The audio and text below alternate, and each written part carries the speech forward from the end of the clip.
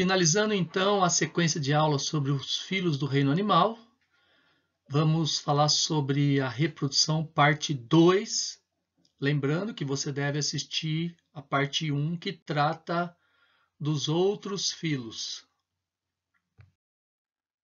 Bom, desde os nemateumintos, a regra era a reprodução sexuada. Então, com os moluscos não vai ser diferente. A gente vai ver que, por exemplo, os pelecípodes, os cefalópodes, basicamente são animais dioicos, sexos separados, produzindo espermatozoide e óvulo. Acontece o processo de fecundação e formação de larvas, né?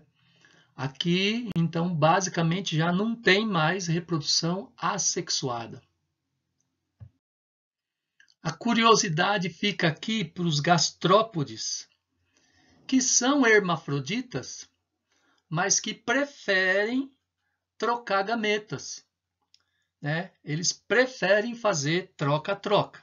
Diferente das tênias, que eram o casal mais solitário do reino animal, os gastrópodes não. Apesar de serem monóicos, apesar de serem hermafroditas, eles preferem fazer troca-troca de espermatozoides.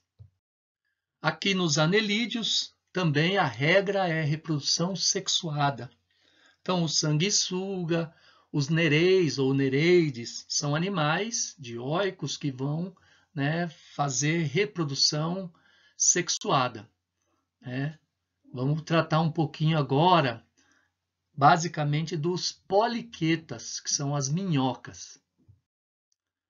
As minhocas formam os casais mais sacanas do reino animal e os casais mais românticos, porque em noite de lua cheia, as minhocas saem de suas tocas, né, somente em noite de lua cheia, e aí fazendo um 69, né, elas vão trocar gametas. Então, uma minhoca vai jogar seus espermatozoides, né, numa bolsa que tem próximo à cabeça da outra. As duas vão se separar. Aí elas vão gerar uma espécie de um gel que fica em torno do corpo do animal. Vocês podem notar aqui formando uma cápsula de gel, né? Nessa cápsula, a minhoca joga os seus óvulos. Quando a minhoca for sair de dentro dessa cápsula, como se estivesse saindo de dentro de um anel, retirando um anel, essa cápsula passa próximo àquela bolsa de espermatozoides. Ela descarrega os espermatozoides da sua companheira sobre os seus óvulos e aí forma então uma cápsula cheinha de ovos fecundados. Entre os artrópodes, a reprodução sexuada continua sendo regra. Eu chamaria a atenção de algumas espécies, por exemplo, as abelhas, que podem ter o que a gente chama de partenogênese, ou seja, de um óvulo não fecundado, forma-se um zangão, né? Então, é um óvulo virgem, podemos dizer assim, né? Porque partenogênese, Partenon, é um templo da deusa virgem. Então, é a geração de um ser a partir de um óvulo não fecundado. Bom, entre os artrópodes, uma das características-chave é a metamorfose, né? Então, existem muitos artrópodes que não têm metamorfose, é o que a gente chama de desenvolvimento direto, aracnídeos, crustáceos, entre outros. E tem o desenvolvimento indireto, que basicamente a gente chama de metamorfose. Tá? Então, uma metamorfose completa, a gente chama o indivíduo de holometábolo. Holo quer dizer total, né? Então, ele vai passar por diversas etapas. A fase de ovos, depois da fase de ovos vem a fase de larvas. Basicamente, nas larvas, o indivíduo ele vai se alimentar para se desenvolver, né? Então, a vida da larva é comer, né?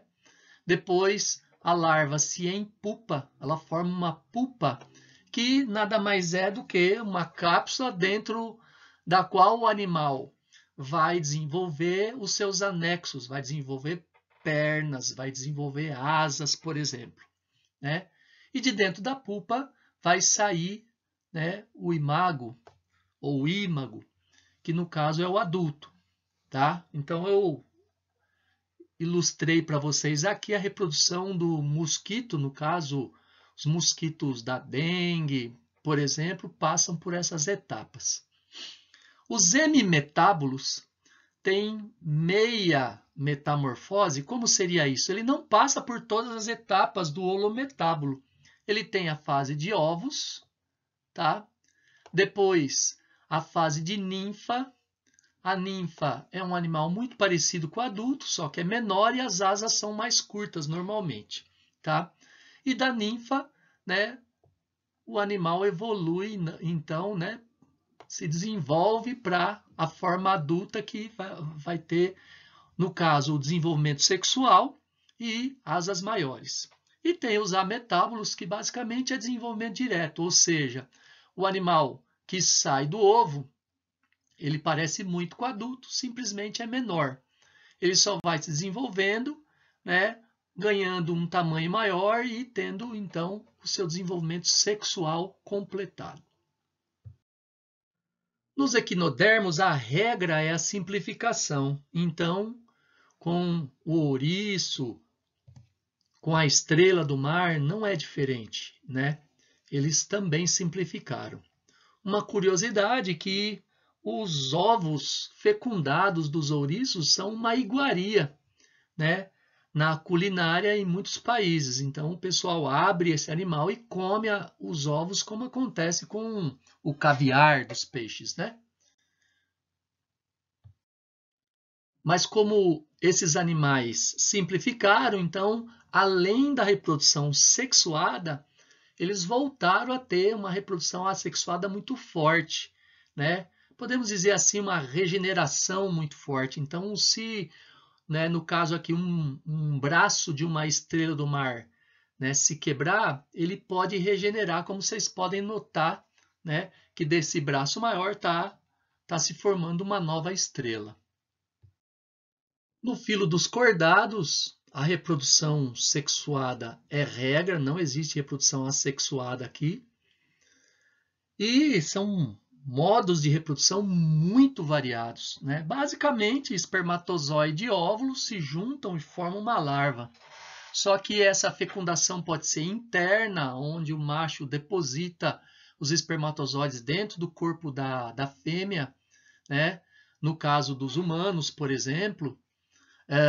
Mas eu posso ter, no caso dos anfíbios, né?